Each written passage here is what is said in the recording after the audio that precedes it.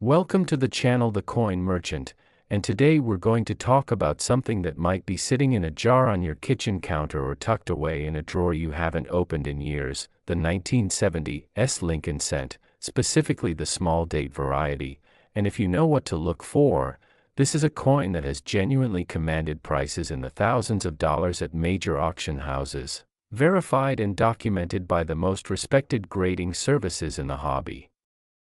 We're not talking about lottery fantasies here, we're talking about a real, authenticated numismatic rarity that professional collectors actively compete for, and the reason it matters today is that examples still surface in old collections, estate sales, and inherited coin jars with surprising regularity.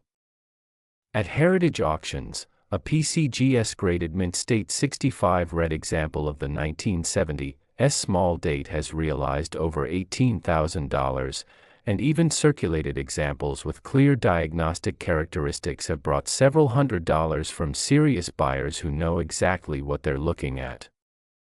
The story behind this coin starts with the United States Mint's San Francisco facility in 1970, a year that many of you remember well. The country was navigating the aftermath of the 1960s. The economy was beginning to feel the pressure of inflation that would define the decade ahead, and the mint was producing cents in enormous quantities to meet commercial demand.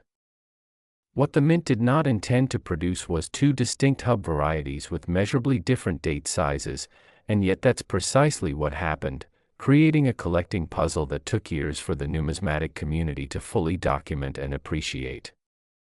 The distinction between the large date and small date 1970s cent is subtle enough that it gets overlooked constantly, even by people who've been handling coins for decades, and that subtlety is actually part of what makes it so valuable. The coins that casualists dismiss are exactly the coins that knowledgeable collectors prize. To identify the small date variety, you need to focus on several specific diagnostic points that professional authenticators rely on, and the most reliable starting point is the height of the numerals in the date. On the small date, the tops of the 1, 9, 7, and 0 are noticeably lower in relation to Lincoln's shoulder below, and the 7, in particular, has a distinctive curved top rather than the flatter, more squared appearance seen on the large date. The 0 at the end of the date is also visibly smaller and slightly higher positioned on the small date variety, and when you look at these two coins side by side under good magnification, the difference becomes immediately apparent, though without a comparison example nearby, it takes a trained eye to catch it in isolation. What makes this even more interesting from a technical standpoint is that the small date variety is significantly scarcer in higher mint state grades, and the PCGS population report reflects this clearly. While both varieties exist in substantial numbers in circulated grades, the small date in MS 65 red or better represents a genuinely difficult coin to locate, with certified populations in the finest grades numbering in the dozens rather than the hundreds. The red designation matters enormously here, because Lincoln cents from this era that retain full original mint luster and color are dramatically more valuable than their red-brown or brown counterparts, and the difference between an MS 64 red and an MS 65 red can represent thousands of dollars in realized value at auction.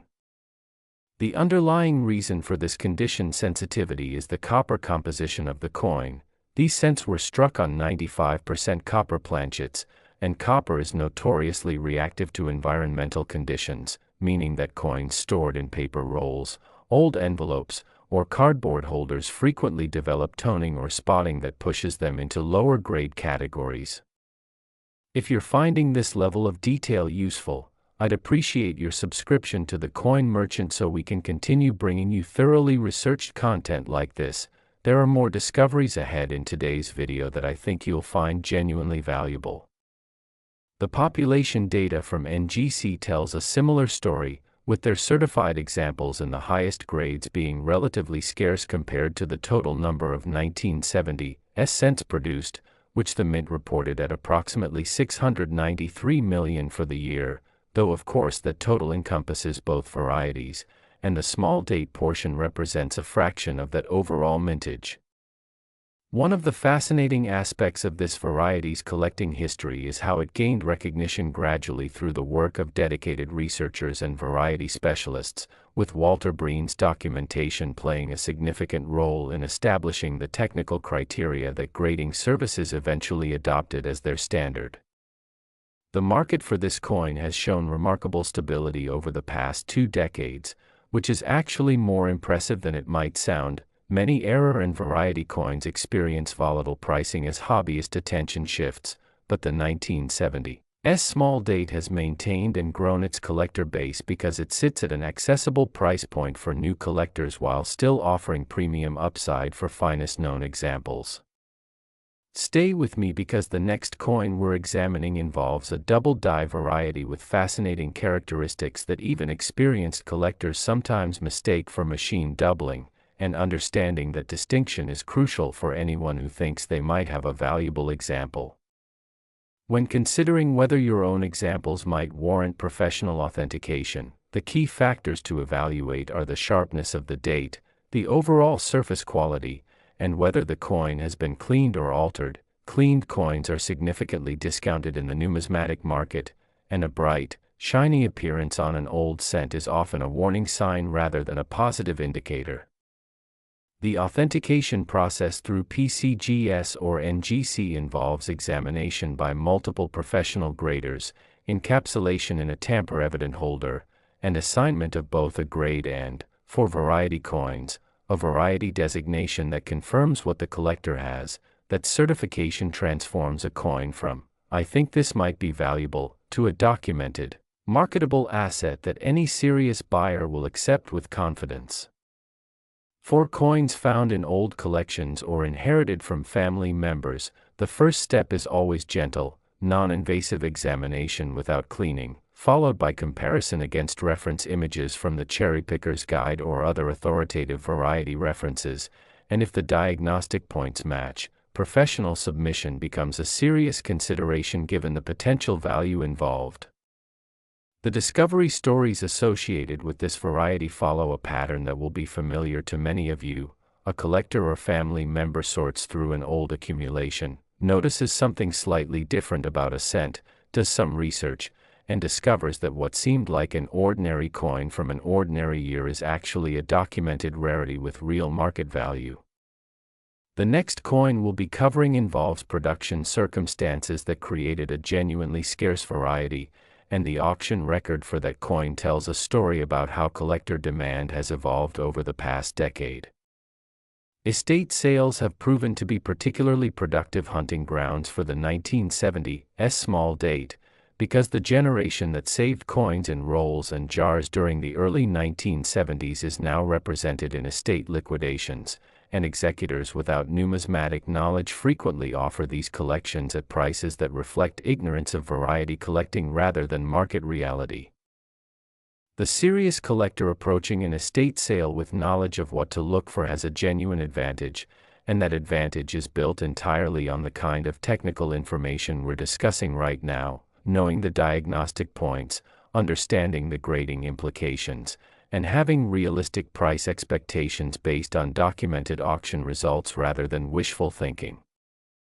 There's something genuinely satisfying about this aspect of the hobby, and I think many of you who've been collecting for years understand exactly what I mean. The moment when accumulated knowledge translates into recognizing something valuable that others have walked past is one of the real rewards of taking the time to study the material seriously. For circulated examples of the 1970s small date, even worn coins grading fine or very fine can bring $50 to $150 from variety collectors who want the date for their type sets, and this accessibility means that even lower grade examples found in change or old rolls represent a genuine find worth setting aside for proper attribution. The overall lesson of the 1970s small date is one that applies broadly to Lincoln cent collecting from this era. The cents produced in the 1960s and 1970s look ordinary on the surface. They were minted in enormous quantities, and most people who handled them daily had no reason to examine them closely, which means the varieties and errors that slip through quality control are still being discovered in original rolls and old collections, waiting for the collector who knows exactly what to look for.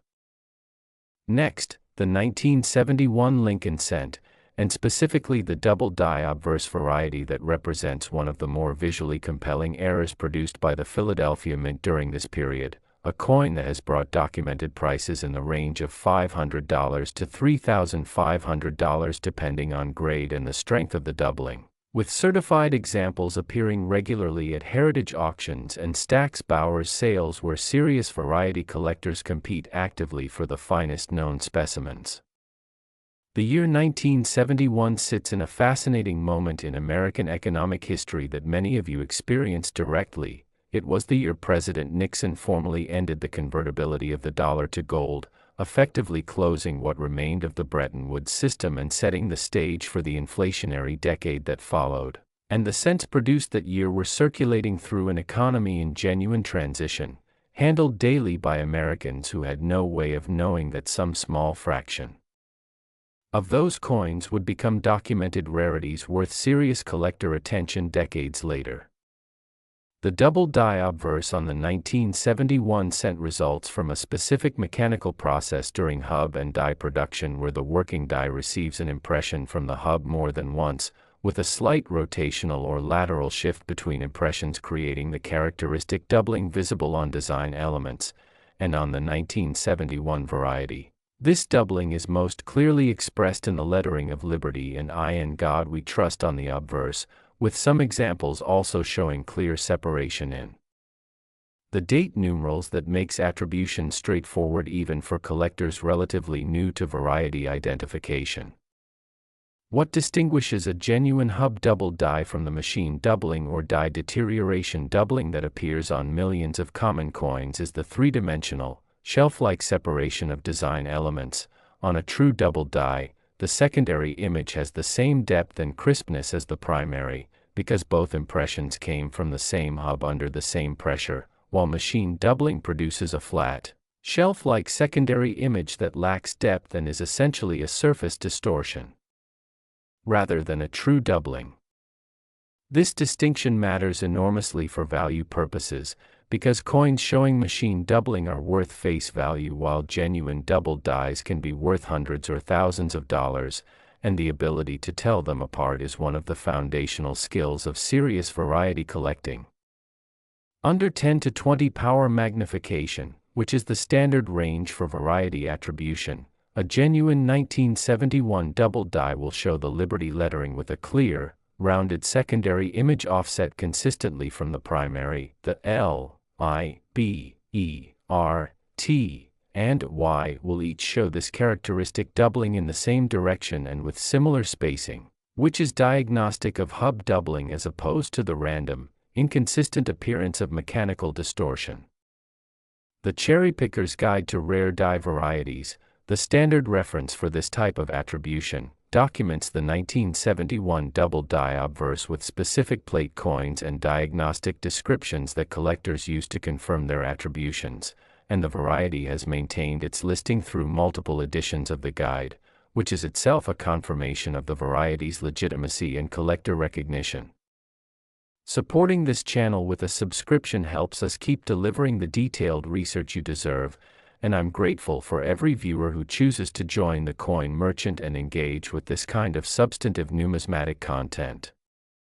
The grading population for certified examples of the 1971 double die shows a pattern typical of this type of variety. There are meaningful numbers of lower-grade circulated examples that were saved specifically because collectors recognized the doubling, while genuine mint-state examples are considerably scarcer, because most of the coins that entered circulation in 1971 experienced normal use and wear before anyone thought to examine them for variety characteristics.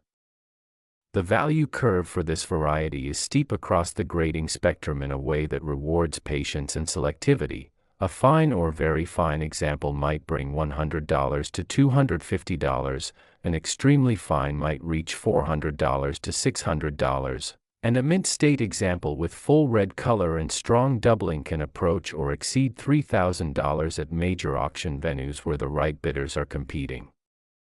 One of the things I find genuinely compelling about this variety is the way it connects to the ordinary commerce of 1971. These coins were in cash registers, in piggy banks, in the pockets of kids buying candy after school, and the vast majority of them were spent and respent without anyone noticing the doubled lettering, which means the ones that survived in collectible condition did so essentially by accident, saved in rolls or coin albums by people who may not have even known what made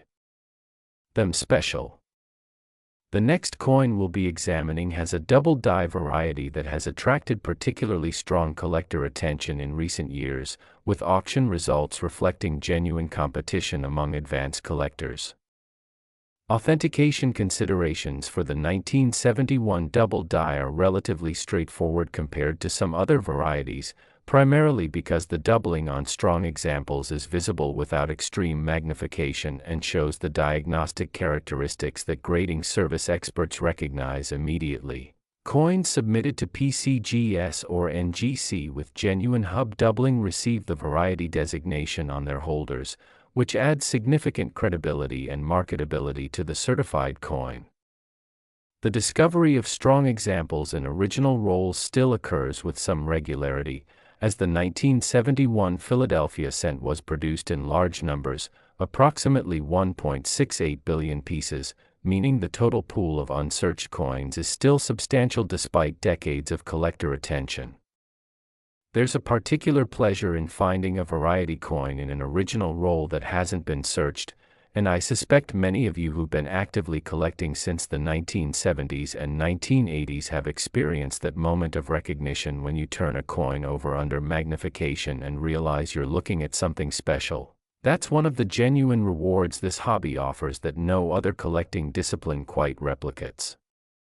Market demand for the 1971 double die has remained consistent partly because it falls within a price range that makes it accessible for collectors building comprehensive Lincoln cent sets, unlike some variety coins that command prices only serious specialists can justify. The 1971 double die in circulated grades is within reach for collectors at various budget levels, which sustains broad-based demand and prevents the price volatility that affects more esoteric varieties.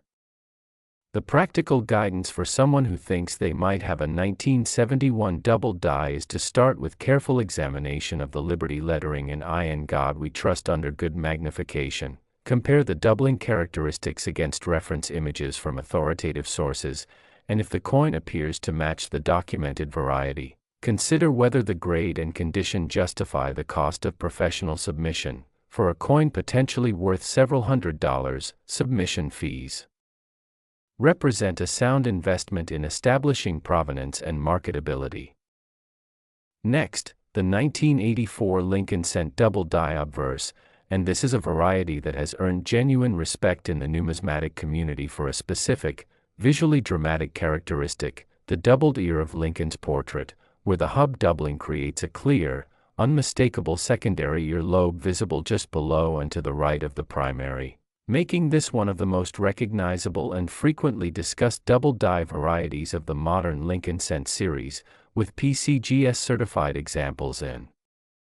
higher grades having realized prices between $250 and $3,000 at documented auction sales through heritage and great collections. Many of you were in your 30s or 40s when these coins were being produced in 1984, and the cents that passed through your hands that year were largely indistinguishable to the naked eye. The mint was producing over 8 billion cents annually during this period to meet the demand of a recovering economy following the early 1980s recession, and quality control, while maintained for dimensional specifications, could not practically catch every die variety before coins entered circulation. The doubled ear on the 1984 cent is caused by the same hub doubling process that produces other double die varieties, but its expression on the portrait of Lincoln rather than in the lettering gives it an immediately recognizable visual signature that makes it one of the first varieties new collectors learn to identify, which has contributed to its popularity and sustained market demand across the full range of collector sophistication.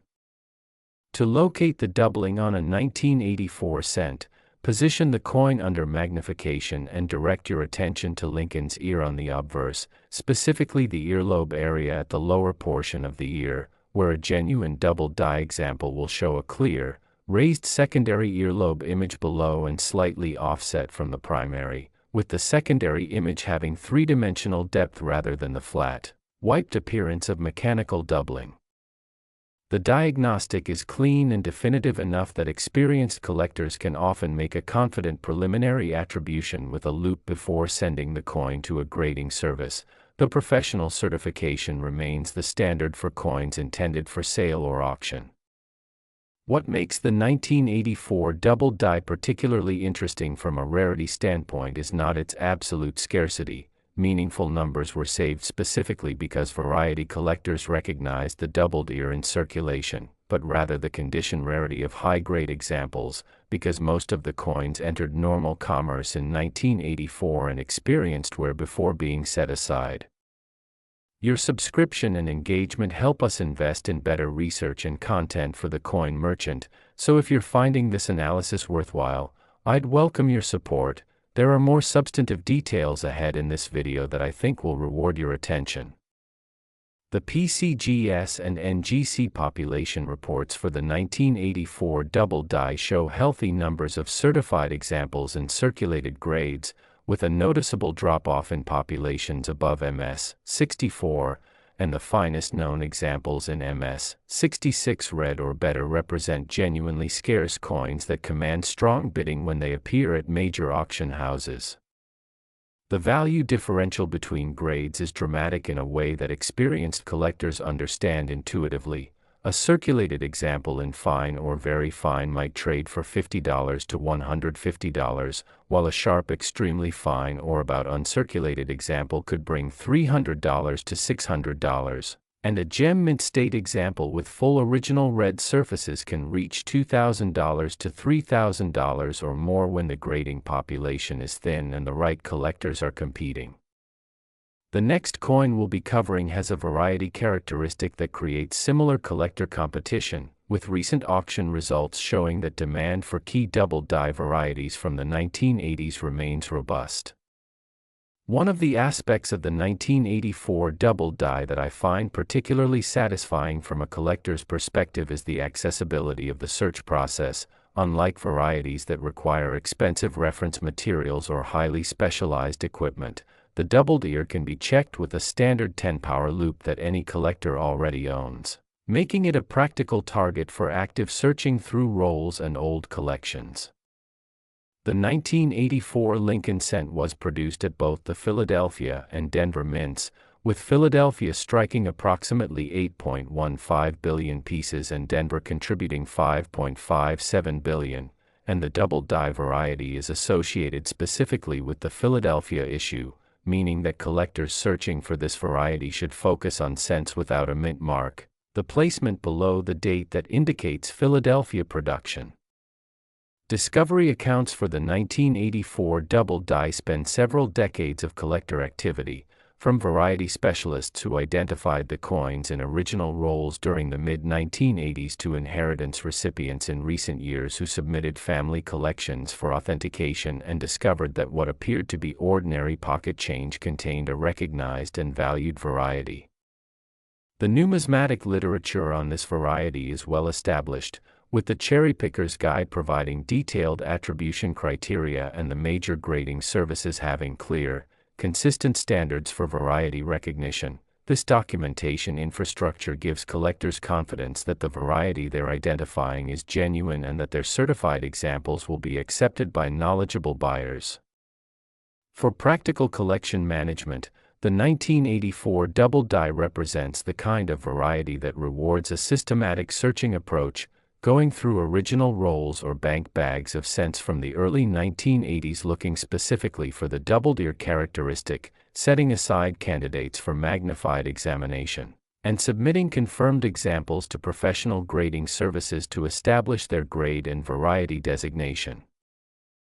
Next, the 1985 Lincoln cent double die obverse, a variety that continues the pattern of hub doubling errors from the mid-1980s that produced some of the most actively sought modern Lincoln cent varieties, with documented auction results showing certified examples bringing $200 to $1,500 depending on the strength of the doubling and the overall grade, with particularly strong competition at great collections and heritage auctions for examples that combine clear doubling with original mint red surfaces. The year 1985 in American economic history was a moment of genuine optimism for many of you who were in your working years. The Reagan economic expansion was gaining momentum, mortgage rates were finally declining from their early decade peaks, and the general mood of the country had shifted measurably from the uncertainty of the late 1970s and early 1980s. All of which meant that commerce was moving freely and those billions of Lincoln cents were being spent and circulated through a genuinely active economy. The 1985 double die obverse shows its characteristic doubling most prominently in the lettering elements of the obverse design, particularly in Liberty and the date, where careful examination under magnification reveals the offset secondary image that identifies hub doubling as opposed to other forms of die deterioration or mechanical doubling. The strength of the doubling on the 1985 variety is an important grading and value consideration that isn't always fully appreciated by collectors new to variety attribution, because even within the certified population of genuine double die examples, there is variation in how dramatically the doubling expresses itself, and examples with strong, clear separation command premiums over those where the diagnostic is present but subtle. This internal variation within a variety is something that sophisticated collectors pay close attention to, and it's one of the reasons why population reports alone don't tell the complete story. A coin can be certified as a genuine double die while still varying significantly in its collector appeal based on the visual impact of the doubling. Fellow collectors, if this analysis has been helpful, consider subscribing to the Coin Merchant and sharing this content with others who appreciate serious numismatic information. The research behind these scripts represents hundreds of hours of reference work that I'm pleased to share with an audience that takes the hobby seriously. The authentication standards applied to the 1985 double die by PCGS and NGC are consistent with their approach to all double die varieties. Examiners look for the three-dimensional, shelf-like separation of design elements that characterizes genuine hub doubling, comparing the coin against reference standards and population data to ensure that variety designation is accurate and meaningful. Circulated examples of the 1985 double die are found with reasonable frequency in searched rolls and old collections, reflecting both the large mintage of the issue and the active searching that variety collectors have applied to 1985 cents over the past 4 decades. The coins that remain to be discovered are disproportionately in original, unsearched rolls or in inherited collections that haven't been examined with variety collecting in mind. The practical value hierarchy for this variety follows the pattern established by similar double dies from the same era. Circulated examples are worth setting aside and potentially having professionally attributed, while mint state examples with strong red color represent genuinely scarce coins that can command significant premiums from variety specialists building comprehensive collections. Coming up, we'll look at the 1986 Lincoln cent variety that even experienced collectors often overlook despite its significant collector following and documented auction history. What I find particularly meaningful about this period of Lincoln cent production is the connection to daily life that many of you have directly. The cents produced in 1985 were the coins in the cash register at the hardware store, in the parking meter, in the gumball machine, and the idea that some fraction of those utterly ordinary coins contained a documented variety now worth serious collector interest connects the hobby to lived experience in a way that I think is genuinely compelling. The searching strategies that have proven most productive for 1985 double die varieties include examining the obverse lettering systematically under 10 to 20 power magnification, looking specifically for the consistent, three-dimensional secondary image offset that characterizes hub doubling, and comparing candidate coins against reference images before committing to professional submission.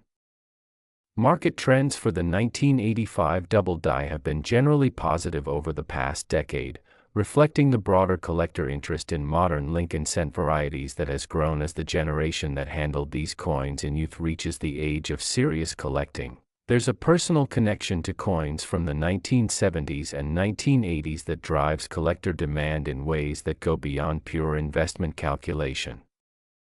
Next, the 1986 Lincoln cent, and here we're looking at a year where careful die variety research has identified several collectible varieties that command genuine collector interest, with documented examples bringing prices in the range of $100 to $800 depending on the specific variety, grade, and market conditions at the time of sale, with Heritage Auctions and Stack's Bowers both having handled certified examples that demonstrated active bidder competition from serious variety collectors.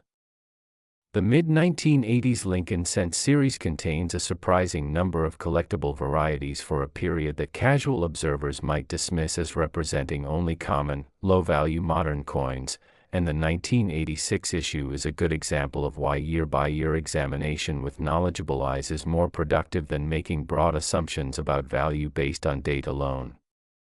Die variety research on the 1986 cent has identified double die varieties affecting both the obverse lettering and design elements, with the diagnostic characteristics following the patterns established by similar varieties from adjacent years, hub doubling producing three-dimensional secondary images on Liberty, the date, and in some cases the portrait details that distinguish genuine varieties from the machine doubling and die deterioration that affects common coins without adding value. The Philadelphia Mint's production of the 1986 cent was substantial, with approximately 4.49 billion pieces struck, and Denver contributed an additional 4.44 billion. These large mintage figures mean that the total pool of coins available for searching is enormous, while the varieties represent a small fraction of that production, creating the scarcity within abundance that characterizes most valuable die varieties. Condition considerations for 1986 cent varieties follow the standard pattern for modern Lincoln cents. Circulated examples with clear variety characteristics are worth attributing and potentially certifying, while mint state examples with full red color represent the genuinely scarce end of the population spectrum where serious collector premiums apply.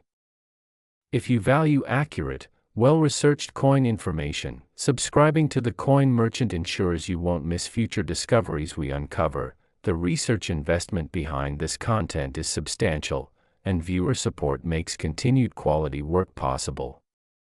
The market for 1986 Lincoln cent varieties reflects the broader collector interest in modern era and variety coins that has grown steadily over the past 2 decades, driven partly by the maturation of collectors who were young in the 1980s and now have both the financial resources and the numismatic knowledge to pursue varieties from the coins of their youth. Auction results for certified 1986 variety cents have shown the pattern typical of this market segment. Lower-grade examples trade at modest premiums over face value that make them accessible entry points, while the finest known examples attract serious bidding from specialists who understand both the relative scarcity of the coins and their long-term collecting appeal. The next coin we're covering involves a mint mark designation that creates additional collecting interest, with the D-mint mark combination producing a variety that has documented strong auction results. Authentication of 1986 Lincoln cent varieties follows the standard professional grading service protocols that we've discussed for earlier varieties: submission to PCGS or NGC, examination by multiple professional graders, and assignment of both a grade and variety designation when the coin meets the documented criteria for the variety being claimed. For collectors who approach the 1986 cent with systematic searching methodology, the focus should be on the obverse lettering elements where double die characteristics are most clearly expressed, using adequate magnification and good lighting to distinguish genuine hub doubling from the surface distortions that appear on coins without variety value. The broader context for collecting 1986 Lincoln cents is one of opportunity. These are coins that were produced in enormous quantities, exist in original rolls and inherited collections throughout the country, and contain documented varieties that remain to be discovered by collectors with the knowledge and patience to search systematically. Next, the 1986 D. Lincoln cent, where the Denver Mint mark adds a specific collecting dimension that separates this issue from its Philadelphia counterpart, and documented auction results for certified variety examples from this date and mint mark combination have shown prices ranging from $150 to $650. With the combination of the D mint mark and specific die variety characteristics creating collector interest that sustains active bidding at heritage auctions and great collections sales. The Denver Mint's production of Lincoln cents in 1986 represented the continuation of the high-volume manufacturing that characterized the decade, with the approximately 4.44 billion pieces produced destined for commerce in a country that was using cents in enormous quantities for retail transactions, every price ending in 99 cents, every sales tax calculation. Every cash transaction generated demand for cents that the Mint worked continuously to satisfy. Die variety research on Denver Mint issues generally receives somewhat less collector attention than Philadelphia issues, partly because the Mint mark itself adds a layer of attribution complexity and partly because the variety literature has historically emphasized Philadelphia production. But this relative neglect means that knowledgeable collectors who focus on Denver issues can sometimes find varieties that are less heavily searched and therefore more available in original rolls and unsearched collections. The variety characteristics on the 1986 D cent follow the technical patterns established for other double die varieties from this period, hub doubling affecting the obverse design elements in ways that are documented and verifiable, with the diagnostic points clearly described in the variety literature and consistently applied by professional grading services. The D mint mark on Lincoln cents from the 1980s is positioned below the date on the obverse, and its presence is immediately obvious to any collector examining the coin, but the variety characteristics require magnification and familiarity with the documented diagnostic criteria to identify reliably, which means that even collectors who notice the D mint mark may pass over variety coins without recognizing what they have. Share this information with fellow collectors who appreciate substantive content, and subscribe to the Coin Merchant for continued quality research. The numismatic community benefits when accurate information circulates broadly, and I appreciate viewers who help that happen by sharing our content with others who take the hobby seriously. The grading population for certified 1986 D variety cents provides useful context for understanding the collector market. Meaningful numbers of circulated examples have been submitted and certified, reflecting active searching by variety collectors over the past several decades, while the population thins considerably in higher mint state grades where original red surfaces and sharp strike combine with variety characteristics to create genuinely scarce coins. Auction results for the 1986 D variety cents demonstrate the premium that collectors pay for the combination of documented variety attribution and superior condition. A circulated example might bring $50 to $150 from a variety collector building a comprehensive set, while a gem mint state example with strong red color and clear doubling can command $400 to $650 when condition-conscious collectors compete for it. The searching methodology for 1986 D cents is essentially identical to that applied to Philadelphia issues: systematic examination under magnification, focus on the obverse lettering and design elements where doubling is most clearly expressed, comparison against reference images and diagnostic descriptions, and professional submission for coins that appear to match the documented varieties. What's particularly interesting about the Denver Mint issues from the 1980s is that they represent a collecting category where significant discovery potential remains. The relative emphasis on Philadelphia issues in the variety literature means that Denver material from this period has received less systematic searching, and original rolls of Denver cents from the mid-1980s still appear in estate sales and old collections with meaningful frequency. The practical approach to 1986 D cent varieties combines the same fundamental skills we've been discussing throughout this video: magnification, reference materials, patience, and a systematic approach, with specific attention to the Denver Mint designation and the variety characteristics documented for this particular issue. Next, the 1996 Lincoln cent, and specifically the wide AM reverse variety, which represents one of the most significant and well-documented modern Lincoln cent discoveries of the past 3 decades, a variety where the spacing between the A and M in America on the reverse is measurably wider than standard, created by the use of a proof die in the production of business strike coins, and documented auction results for PCGS and NGC certified examples have reached $400 to $2,500 for coins in higher mint state grades, with strong collector demand reflecting both the variety's documented significance and the ongoing difficulty of finding genuine examples despite years of active searching.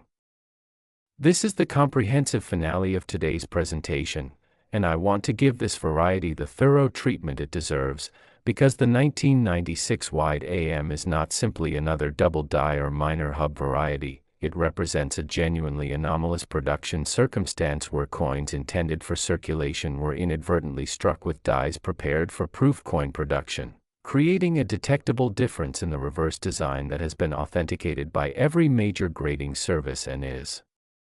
universally recognized in the numismatic community as a significant modern rarity.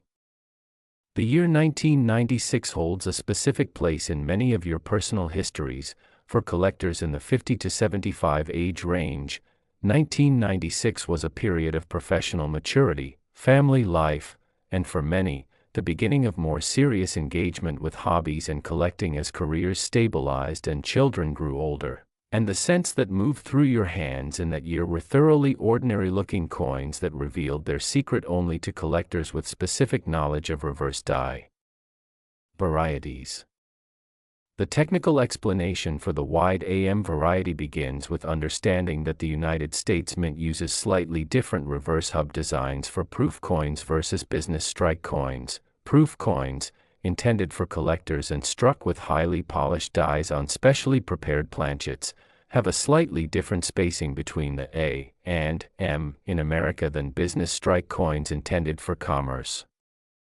In the standard business strike design used through most of the Lincoln Memorial cent era, the A and M in America nearly touch at their bases, while in the proof design, there is a clear, visible gap between these letters, and when proof dies were inadvertently used in the production of business strike cents for circulation, the result was coins with the wide AM spacing that stand out clearly to anyone who knows to look for it. The discovery of the 1996 wide AM is credited to collector Frank Leone, who identified the variety in 1997 and brought it to the attention of the numismatic community, and the subsequent documentation, certification, and market development of this variety represents one of the most complete discovery-to-market cycles in modern numismatics. From individual collector observation to professional grading service recognition to active auction market in the space of just a few years. PCGS and NGC both certify the 1996 wide AM as a recognized variety, with their holders bearing the designation that confirms what the collector has and provides the authentication credibility that serious buyers require. The population reports from both services show that while meaningful numbers of examples have been certified over the years, the variety remains genuinely scarce relative to the enormous production of 1996 cents, with the mint having struck approximately 6.61 billion Lincoln cents from the Philadelphia Mint alone that year. The identification process for the 1996 wide AM is one of the more accessible variety attributions in modern numismatics. You need the coin, a loop or magnifier in the 10 to 20 power range, and knowledge of exactly where to look, which is the reverse of the coin at the letters A and M in the word America. If those letters show a clear space between them rather than nearly touching, you have a candidate for the wide AM variety, though professional authentication is always recommended before drawing final conclusions, because the lighting and magnification conditions under which you examine a coin can affect your perception of letter spacing.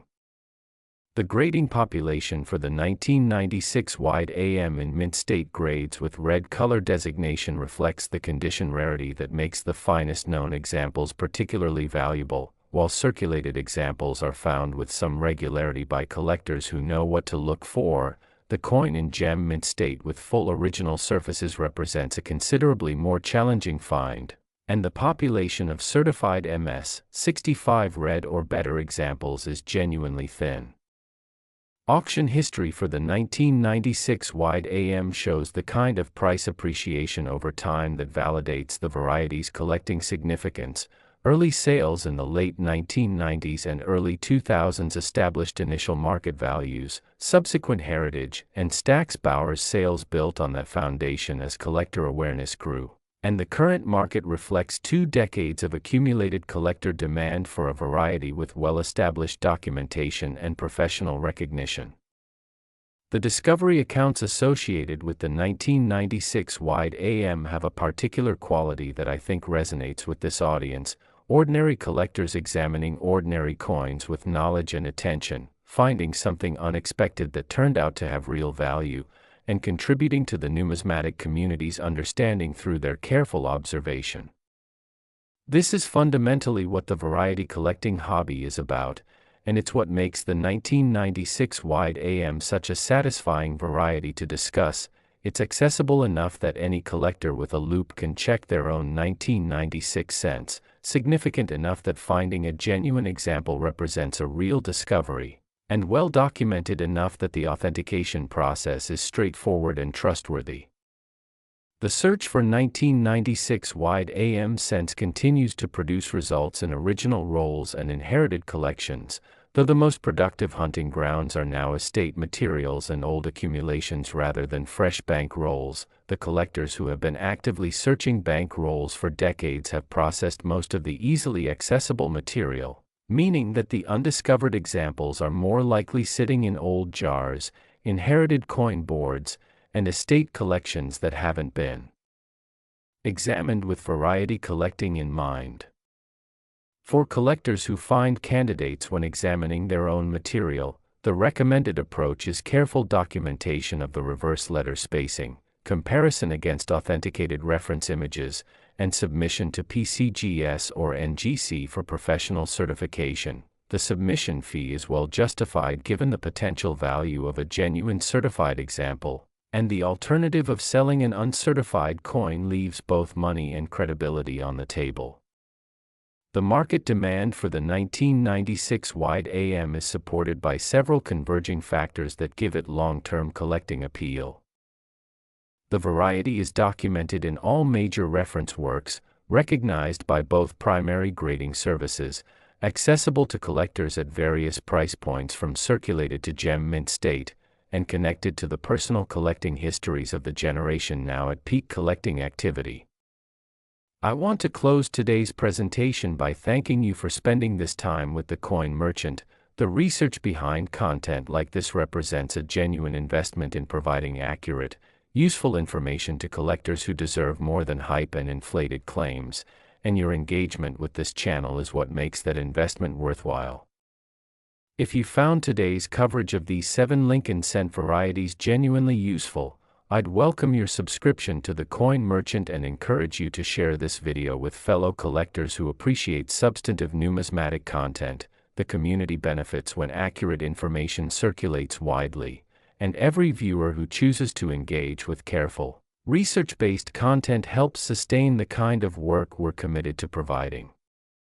Please take the time to examine your own collections carefully with the diagnostic information we've covered today: the 1970 small date, the 1971 double die, the 1984 double deer, the 1985 double die, the 1986 and 1986 D varieties, and the 1996 wide AM are all coins that remain to be discovered in old rolls, inherited accumulations, and collections that haven't been examined with knowledgeable eyes, and the collector who finds a genuine example of any of these varieties has made a real numismatic discovery worth celebrating. If you found any of the coins we discussed today, or if you have questions about other varieties in your collection, I genuinely welcome your comments below. The exchange of knowledge between collectors is one of the things that makes this hobby so rewarding, and every discovery story shared here adds to our collective understanding. The commitment of the coin merchant is to continue bringing you thoroughly researched, accurate, and genuinely useful information about the coins that matter to serious collectors, and I look forward to continuing that work with your support.